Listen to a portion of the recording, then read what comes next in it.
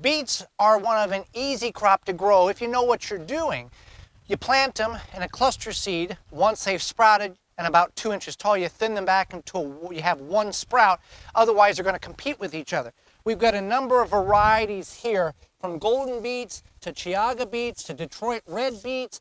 So when is the proper time to harvest? Well, it really can be any time after you begin to see the bulb develop. Now, for many people, the larger the bulb, the better and longer you let it set, because that's going to be more material in which you can consume. However, if you leave it too long, they will get woody and very tough. So you have to decide what the balance is and what size of beet in which you're growing and when the proper time to harvest. Typically 60 to 70 days is your key. This here is about the size of a tennis ball, and that is the ideal size to harvest them.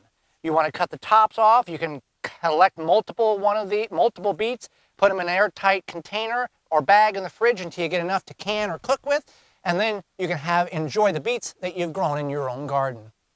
For more information, please visit thewisconsinvegetablegardener.com.